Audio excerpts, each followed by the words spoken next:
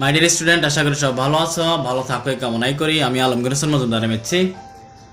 আজকের অনলাইন ক্লাসে নবম দশম শ্রেণীর সকল শিক্ষার্থীকে স্বাগতম। অবশ্যই আমার ক্লাসটি প্রথম থেকে শেষ পর্যন্ত দেখবে, তাহলে এই বিষয়টি সম্পর্কে তোমরা ভালো ধারণা নিতে পারবে। আজকে আমরা ধারার নবম দশম শ্রেণীর ধারার সসীম ধারার যে গুরুত্বপূর্ণ একটি সৃজনশীল প্রশ্ন সেটি নিয়ে আলোচনা করব, যেটি 2021 সালের পরীক্ষার জন্য, এসএসসি পরীক্ষার জন্য খুবই গুরুত্বপূর্ণ এবং নবম শ্রেণী বার্ষিক পরীক্ষার জন্য গুরুত্বপূর্ণ যদি ক্লাসটি হয়ে থাকে। তো দেখো, আমরা তাহলে আজকে ক্লাসটি শুরু করি। দেখো শিক্ষার্থীরা, এখানে 25, 23, 21 ধারাটির n সংখ্যক পদের সমষ্টি হচ্ছে -456।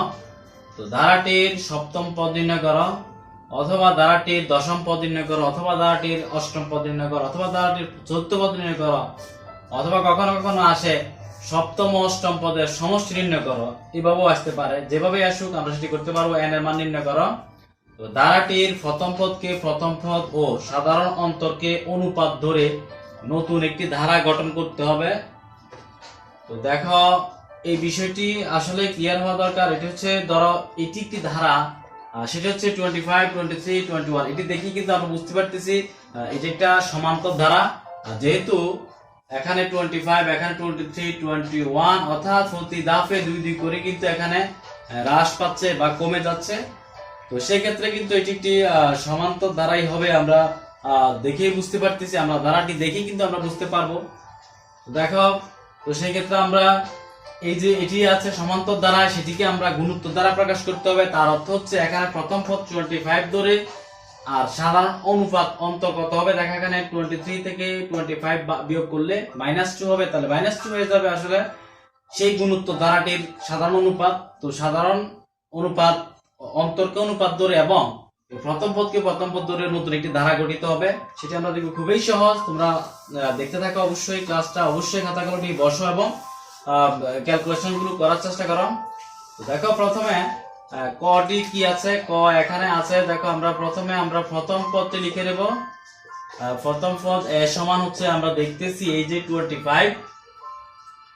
তারপর দেখো, আমরা যেহেতু এটা একটা সমান্তর দ্বারা, তাহলে আমরা নিয়ে নেব সাধারণ অন্তর ডি ইকুয়াল হচ্ছে, দেখো এখানে সব সময় দ্বিতীয় পদ থেকে প্রথম পদ বিয়োগ হবে। দ্বিতীয় পদ বিয়োগ হচ্ছে প্রথম পদ, তাহলে -2 হয়ে যাবে। অনুরূপভাবে এই তৃতীয় পদ থেকে দ্বিতীয় পদ বিয়োগ করলে কিন্তু সেটিও -2 হয়ে যাবে। তো আমরা দেখাচ্ছি না, যেহেতু এটা তোমরা বুঝতেছ। তো সুতরাং দেখো, আমরা এখন আমাদেরকে বলছে সপ্তম পদ নির্ণয় করতে। তাহলে সপ্তম পদ, আমরা আগে nতম পদ লিখে ফেলি। nতম পদের সূত্র, nতম পদ ইকুয়াল টু হচ্ছে, আমরা জানি সূত্রটি আমাদের জানা থাকতে হবে অবশ্যই। nতম পদ হচ্ছে +n-1 ইনটু d। দেখো, nতম পদ যদি হয়ে থাকে এটি, তাহলে সপ্তম পদ কত হবে। দেখো, এখানে n এর পরিবর্তে কিন্তু 7, তাহলে সপ্তম পদ সমান হচ্ছে, দেখো এর মানটা আমরা বসিয়ে দিতে পারি। কত এর মান? 25। দেখো, 25 এর মান প্লাস, যেহেতু n-1 ছিল n পদের ক্ষেত্রে, তাহলে সপ্তম পদের ক্ষেত্রে নিশ্চয়ই 7-1 হবে ইনটু d এর মান হচ্ছে -2। এই -2 টিকে আমরা অবশ্যই ব্র্যাকেটের মধ্যে রাখবো। তোমরা সবসময় খেয়াল রাখবে, মাইনাসের যে কোনো সংখ্যা গুণ করতে হলে, গুণাকার থাকলে অবশ্যই সেটিকে ব্র্যাকেটের মাধ্যমে এইভাবে ব্র্যাকেট আকারে দিবে, তাহলে সেটিকে আমরা, অনেকেই আসলে ভুলটি করে, তো সেটি করবে না। অবশ্যই এটিকে, এই সংখ্যাটিকে -2, এটিকে গুণাকার আছে, এটি -2 যেহেতু, এটিকে আমরা ব্র্যাকেটের মধ্যে রেখে দেব। তো তারপর দেখো, আমরা একটু হিসাব করে নেব। এখানে 25 প্লাস 7-1, তাহলে কি হবে? আমরা একটু গুণ করে নেই। মাইনাস এই প্লাস সাথে মাইনাস গুণ হয়ে যাবে, তাহলে কি হবে তোমরা নিশ্চয়ই বুঝতে পারতেছো, মাইনাস হয়ে যাবে। আর এখানে 7-1 থাকবে 6, তাহলে 6 দুগুণে 12, তাহলে 25 - 12 ইকুয়াল টু হয়ে যাবে 13। এটাই হচ্ছে আমার সপ্তম পদ। তো আশা করি এটি বুঝতে পেরেছ। অনুরূপভাবে আমরা যদি দশম পদ নির্ণয় করতে চাই, অথবা 7 পদের সমষ্টি নির্ণয় করতে চাই, সেটিও করা যাবে। তারপর দেখো, আমাদের খতে আমাদেরকে বলছে nতম পদের n এর মান নির্ণয় করতে হবে। খ, তো এখানে আমরা ধারাটি আগে লিখে নেই, 25, 23, 21 প্লাস ডট ডট ডট। তো তো এই সমস্যাটি আমি করাচ্ছি, এইরকম কিন্তু অনেকগুলো সমস্যা আছে, তোমাদেরকে বাড়ির কাছে দিয়ে দেওয়া হবে। তো এটি একটু ভালো করে মনোযোগ দিয়ে দেখলে কিন্তু অন্যগুলো তুমি পারবে। তো এখানে প্রথম পদ আবার আমরা লিখে নেব। প্রথম পদ a সমান হচ্ছে 25, আর সাধারণ অন্তর আমরা বের করে নিয়েছিলাম d ইকুয়াল টু হচ্ছে -2। দেখো বলছে প্রশ্নে আমাদের উল্লেখ আছে n সংখ্যক পদের সমষ্টি -456। এটি হচ্ছে আমাদের উদ্দীপকে দেওয়া আছে n সংখ্যক পদের সমষ্টি -456। তো আমরা n সংখ্যক পদের সমষ্টির একটা সূত্র আমাদের হাতে আছে সমান্তর ধারার ক্ষেত্রে, সেটি হচ্ছে n/2। আমরা সবাই জানি 2a plus n-1 into d, এটি হচ্ছে সূত্র। এটি তোমরা খেয়াল রাখবে, এটি হচ্ছে সূত্র, অবশ্যই এটা তোমার জানা থাকতে হবে, -456। তারপর দেখো এখানে n এর মান কিন্তু এখানে কোথাও নেই, n সংখ্যক পদের সমষ্টি যেহেতু আছে n টা কিন্তু n থেকেই যাবে, এখানে কিন্তু এর মান আছে, আমরা এর মানটি বসিয়ে দেব। দেখো এর মান হচ্ছে 25, দেখো এর মান 25 প্লাস এই n এর মান কিন্তু এখানে নেই, n কিন্তু n এর জায়গায় থেকে যাবে। এই d এর মান কিন্তু আমরা এই দেখো -2 বসিয়ে দেব, -2 ইকুয়াল হচ্ছে -456। তারপর দেখো এটি একটি আসলে সমীকরণ হয়ে গেছে, যেখানে একটি অজানা রাশি আছে, সেটি হচ্ছে n। দেখো একটি অজানা রাশি আছে n, এই অজানা রাশিটিকে আমি বের করতে হবে, সেটাই হচ্ছে আমার যে n সংখ্যক পদের সমষ্টি, যে n এর মান বের করতে হবে, সেই n এর মান আমরা কিন্তু বের করব এটি সমাধান করে। দেখো এটিকে আমরা কিভাবে সমাধান করতে পারি সবসময় খেয়াল রাখবে, এই পর্যন্ত কিন্তু আসলে বোঝার বিষয়ে তেমন কোনো ঝামেলা নেই। ধরো এখানে সূত্রটি আমি বসিয়ে দিলাম, আমি মনে করিলাম n সংখ্যক পদের সমষ্টি দেওয়া আছে এত, তো সূত্রটিকে আমি বসিয়ে নিয়েছি, তারপর কিন্তু আমি মানগুলো বসিয়ে দিচ্ছি, এর মান হচ্ছে 25, d এর মান হচ্ছে -2 বসিয়ে দিলাম। তারপর কিন্তু আমরা এখানে একটি সমীকরণ পেয়ে গেলাম, যেটিতে একটি অজানা রাশি আছে, শুধুমাত্র একটি, সেটি হচ্ছে n। এই দেখো n, এই n এর মানটিকে আমাদেরকে বের করতে হবে। তো দেখো আমরা n এর মানটি বের করার জন্য আমরা এখানে এই 25 আর 2 গুণ করলে কিন্তু 50 হয়ে যাবে, প্লাস এই -2 দ্বারা আমি এই n-1 কে গুণ করে দেব, তাহলে এখানে প্লাস এখানে মাইনাস, তাহলে মাইনাস হয়ে যাবে n ইনটু 2, তাহলে 2n হয়ে যাবে, আর এখানে -1 এখানে প্লাস -2। দেখো -1 আর -2 গুণ করলে অবশ্যই তোমরা বুঝতে পারতেছো +2 হয়ে যাবে ইকুয়াল টু -456। তারপর দেখো আমরা একটু যোগ করে নেব, আমরা একটু মুছে দিচ্ছি উপর থেকে, আর নিশ্চয় তোমরা লিখে ফেলেছো ততক্ষণে। অবশ্যই আসলে এই ভিডিওটি আগে প্রথম থেকে শুরু দেখবে একবার, দেখার পরে তুমি আবার একটু রিপ্লে করে টেনে আবার যদি লেখার কাজটি করো তাহলে বেটার হয়। তো দেখো আমরা এখানে এই যে n/2, দেখো 50 প্লাস এখানে হচ্ছে প্লাসের 50 প্লাস 2, তাহলে হয়ে গেল কত 52, আর এখানে হচ্ছে -2n ইকুয়াল হচ্ছে -456। দেখো এখান থেকে এই যে রাশিটা থেকে কি 2 কি কমন নেওয়া যায়? দেখো 52 থেকে 2 কমন নেওয়া যায়, তাহলে 52 থেকে 2 কমন নিলে আর 2 and 6 থাকে, আর এখানে -2n থেকে 2 কমন নিলে n থাকে, ইকুয়াল টু হচ্ছে -456। তো এই দেখো এই 2 এ 2 কিন্তু ক্যান্সেল হয়ে যাবে, এখানে দেখো এই n টি চলে যাবে এটার সাথে গুণাকারে, তাহলে n 26 এর সাথে গুণ হলে 26, এই যে 26n 26n, তারপর দেখো n n এর সাথে গুণ হলে আমরা জানি n স্কয়ার হয়ে যাবে ইকুয়াল টু এই যে -456। এটা যদি আমি সাইড চেঞ্জ করে নিয়ে আসি, তাহলে ওখানে ছিল -456, আমার এদিকে চলে আসলে হয়ে যাবে +456 ইকুয়াল কিন্তু 0 হয়ে যাবে। দেখো আমরা এমন একটি সমীকরণ আমরা পেয়ে গেলাম, যেটিকে আসলে আমরা উৎপাদক করে কিন্তু আমরা n এর মানটি পেয়ে যাব। তো দেখো আমরা এটিকে একটু সাজিয়ে নেই, আমরা সব সময় n স্কয়ার কে প্রথমে রাখতে হবে, তারপর n এর পদ, তারপর হচ্ছে ধ্রুবক পদ, তাহলে আমরা n স্কয়ার টিকে আমরা সামনে নিয়ে আসবো, তাহলে n স্কয়ার হয়ে যাবে, এটি মাইনাস ছিল আমি প্লাস করে দিলাম, তাহলে অন্য যে সংখ্যাগুলো আছে সেগুলো কিন্তু চেঞ্জ হয়ে যাবে, 26n, আর এখানে ছিল +456, এটা -456 ইকুয়াল টু 0 হয়ে যাবে। নিশ্চয়ই তোমরা বুঝতে পারতেছো আমরা এট এ টাইম -1 দ্বারা গুণ করে এটিকে একটু আগায় নিয়ে আসলাম, অর্থাৎ সাজিয়ে নিলাম এটিকে, তারপর আমরা এটিকে মিডল টার্ম করে নেব। আমরা জানি যে মিডল টার্ম 456, এটিকে আমরা ভাগ করে করে কিন্তু আমরা মিডল টার্মটি করতে পারি। তো এটিকে তোমরা করে নেবে ওইভাবে, অবশ্যই তোমরা এটি এই জায়গাটি হচ্ছে এখানে একটু ফ্যাক্টর, অন্য মিডল টার্ম হয়তো মিলেতে একটু ঝামেলা হয় ছেলে মেয়েদের।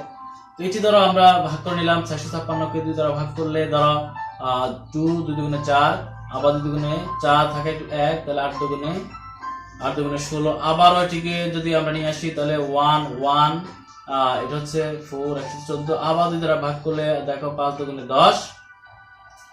তারপরে আসো এখানে আর থাকলে কত 14, তাহলে 7 দুগুণে 14। তো এখানে দেখো 57। তো এটি আসলে এভাবে আমরা ভাগ করে নিই, ভাগ করে আমরা কিন্তু এই ফ্যাক্টরটিকে আমরা বের করে নিতে হবে। তো এখানে দেখো এটিকেও কিন্তু আবার ভাগ যাবে, দেখো এখানে 3 দ্বারা ভাগ যাবে, 3 19 কিন্তু 57 হয়ে যাবে। এই হচ্ছে আমাদের এই যে ভাগ করার কাজটি, তুমি এভাবে করে তারপর তুমি সাজিয়ে নেবে। দেখো 2 দুগুণে 4, 4 দুগুণে 8, 3 4 12, ঠিক আছে 12, আর এখানে হচ্ছে 19। তাহলে দেখো 4 2 দুগুণে 4, 4 দুগুণে 8, 3 24। এখানে 24 আর 19 দিলে কিন্তু হয়। তবে এখানে আমার খেয়াল রাখতে হবে যে মাইনাস 26 থাকতে হবে, কিন্তু এখানে থাকবে -26, আর ওখানে গুণ করলে হতে হবে -456।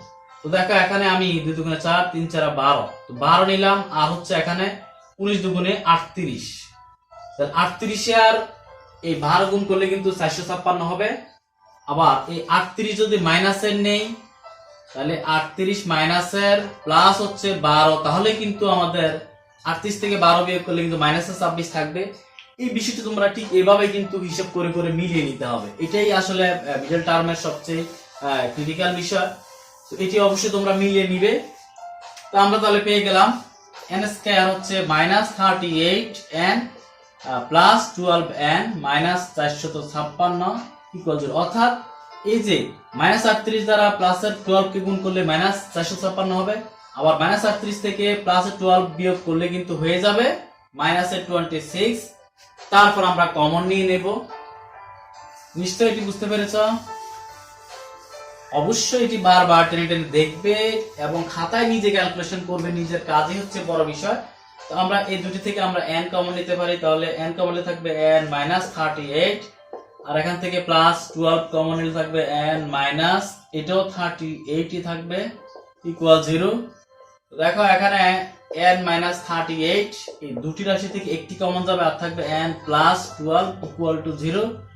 সুতরাং এখানে n -38 ইকুয়াল 0 এবং n প্লাস 12 ইকুয়াল 0। তাহলে n ইকুয়াল টু হচ্ছে 38, এদিকে যায় প্লাস 38 হয়ে যাবে, আর এখানে n ইকুয়াল টু হচ্ছে -12। এখানে ঋণাত্মক মানটি গ্রহণযোগ্য নয়, কারণ হচ্ছে প্রদ সংখ্যা কখনো ঋণাত্মক হবে না, এটি তোমরা খেয়াল রাখবে। এই ঋণাত্মক মান গ্রহণযোগ্য, ঋণাত্মক মান গ্রহণযোগ্য নয়, গ্রহণযোগ্য নয়। তাহলে এই মানটি আমরা গ্রহণ করব, তাহলে আমাদের n ইকুয়াল টু হচ্ছে 38, আমরা পেয়ে গেলাম আমাদের কাঙ্ক্ষিত মান। তারপর দেখো আমাদের যে কাজটি গ প্রশ্নটি আমরা সমাধান করব। ঘতে কি বলা আছে, এই ধারাটিকে নতুন একটি ধারায় রূপান্তর করতে হবে। তো সেটি কিভাবে করা যায় আমরা একটু ভালোভাবে লক্ষ্য করি। তো এখানে আমাদের আমরা ধরো ক হতে পেয়েছিলাম, ক হতে পাই প্রথম পদ 25, সাধারণত হচ্ছে d সমান হচ্ছে -2। তো এই ক্ষেত্রে দেখো আমরা এখানে প্রশ্নে উল্লেখ ছিল যে প্রথম পদকে প্রথম পদ ধরতে হবে, তাহলে এই নতুন ধারার প্রথম পদ হচ্ছে 25, আর সাধারণতকে বলা হচ্ছে অনুপাত ধরার জন্য। তাহলে আমরা লিখতে পারবো এই সাধারণ অন্তর সমান হচ্ছে সাধারণ অনুপাত, আর গুণোত্তর দ্বারার ক্ষেত্রে সাধারণ অনুপাতকে r দ্বারা প্রকাশ করা হয়, তাহলে r এর মান হচ্ছে -2। তাহলে তোমরা দেখতেছো আমরা ঠিক এই প্রথম পদটি যা ছিল তাই আছে, সাধারণ অন্তরটিও ঠিক তাই আছে, তবে এখানে ছিল অন্তর, এখানে হয়ে যাবে অনুপাত, এটি প্রশ্নে উল্লেখ করা আছে। তাহলে আমরা এখানে প্রথম পদ দেওয়া আছে, আমরা দ্বিতীয় পদ বের করব। আমি আগে লিখে নেই n তম পদ সমান হচ্ছে ar⁻n-1। তাহলে দ্বিতীয় পদ সমান কি হবে নিশ্চয়ই তোমরা বুঝতে পারতেছো, ar⁻, এই n এর পরিবর্তে এই 2 হয়ে যাবে দ্বিতীয় পদ, তাহলে 2 - 1। তো দেখো তুমি মানটি বসিয়ে দাও, এর মান হচ্ছে এখানে আছে 25, আর r এর মান হচ্ছে -2। এই -2 এখানে 2 পাওয়ার -1 হচ্ছে 1।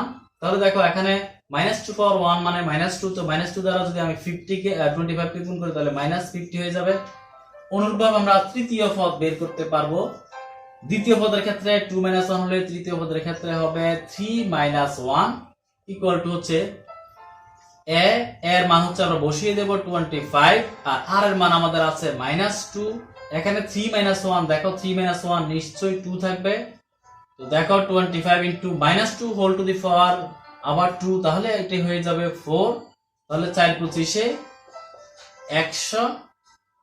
তাহলে আমরা পেয়ে গেলাম প্রথম পদ, দ্বিতীয় পদ, তৃতীয় পদ। তাহলে আমরা ধারাটি লিখে ফেলতে পারি। ধারাটি সমান হচ্ছে প্রথমটি 25, এরপরটি হচ্ছে মাইনাসের 50, এরপরটি কিন্তু আবার প্লাসের 100, এরপর কিন্তু আবার মাইনাস আসবে। এইভাবে কিন্তু আমরা ধারাটি গঠন করতে পারি। তারপর দেখো আমরা আমাদেরকে বলা হচ্ছে যে 7 পদের সমষ্টি নির্ণয় করতে হবে। তো 7 পদের সমষ্টি আমরা কিভাবে নির্ণয় করব? আমরা একটা সূত্র জানি গুণোত্তর ধারার ক্ষেত্রে। গুণোত্তর ধারার এই যে অংশটি আমরা একটু রেখে দিচ্ছি, এখানে আমাদের কাজ আছে। তাহলে n পদের সমষ্টি Sn সমান হচ্ছে a into 1 - r to the power n divided by 1 - r। যখন r এর মান লেস দেন 1 তখন এই সূত্রটি প্রযোজ্য হবে। তোমরা খেয়াল করো, ঠিক এই সূত্রটি n পদের সমষ্টি হচ্ছে Sn সমান a into 1 - r to the power n 1 - r। ঠিক যখনই r এর মান লেস দেন 1 অর্থাৎ r এর মান যখন 1 থেকে ছোট, তখন এখানে দেখো r মানটি -2 নিশ্চয়ই 1 থেকে ছোট, অবশ্যই -1 -2 -3 0 এই সংখ্যাগুলো হচ্ছে 1 থেকে ছোট। তো 1 থেকে যেহেতু ছোট তাহলে আমরা এই সূত্রটি নিয়ে নিলাম। এখন দেখো আমরা আমাদের প্রয়োজন হচ্ছে 7 পদের সমষ্টি ইকুয়াল টু হচ্ছে S7। তাহলে এর মান আমরা বসিয়ে দেব হচ্ছে 25 ইনটু 1 মাইনাস r এর মান হচ্ছে -2। এই -2 পাওয়ার হচ্ছে কত n এর মান, এই যে n এর মান দেখো, এই n এর মান এটি। Sn সমান S7, তাহলে n এর মান হচ্ছে 7। এই 7 আমি বসিয়ে দিলাম। তারপর দেখো নিচে আছে 1 - r, তাহলে 1 মাইনাস r এর মান হচ্ছে -2। এই -2 বসিয়ে দিলাম। নিশ্চয়ই এটি বুঝতে পেরেছো? তারপর দেখো আমরা এটি হিসাব করে নেব। 25 দেখো 1 মাইনাস এই -2 পাওয়ার 7, এটিকে আমরা যদি ক্যালকুলেশন করি তাহলে আমরা ক্যালকুলেটর দিয়ে আমরা ক্যালকুলেশন করে নেব। দেখো -2 এই যে এরকম একটি চিহ্ন আছে ক্যালকুলেটরে, দেখবে সায়েন্টিফিক ক্যালকুলেটরে। এটা পাওয়ার দিয়ে তুমি 7 দিয়ে দিবে, তাহলে এখানে চলে আসবে 128 সম্ভবত মাইনাসের। আর মাইনাসের পাওয়ার যেহেতু বিজোড়, তাহলে এটি মাইনাস হয়ে যাবে -128 ডিভাইডেড বাই, এখানে দেখো এই মাইনাসে আর এই মাইনাসে প্লাসে 1 + 2 হবে ইকুয়াল হচ্ছে 25। আর এখানে দেখো এই মাইনাসে প্লাসে, তাহলে 1 + 128 ডিভাইডেড বাই এখানে 3। এখন জাস্ট এখানে 128 আর 1 এ যোগ করলে 129 ইনটু হচ্ছে এখানে 25 ডিভাইডেড বাই 3। তো এটিকে আমরা আসলে একটু গুণভাগ করে নিলেই কিন্তু আমাদের কাঙ্ক্ষিত মানটি চলে আসবে। তো আশা করি এটি বুঝতে পেরেছো। এই নিয়মে ঠিক যতগুলো অঙ্ক আছে সবগুলোই কিন্তু আমি দিয়ে দেব, শুধু সংখ্যা চেঞ্জ হবে। তোমরা কিন্তু নিজেরা অবশ্যই চেষ্টা করবে। তো ভিডিওটি শেষ পর্যন্ত দেখার জন্য অসংখ্য ধন্যবাদ। ভালো থেকো, দেখা হবে নতুন কোনো ভিডিওতে। আল্লাহ হাফেজ।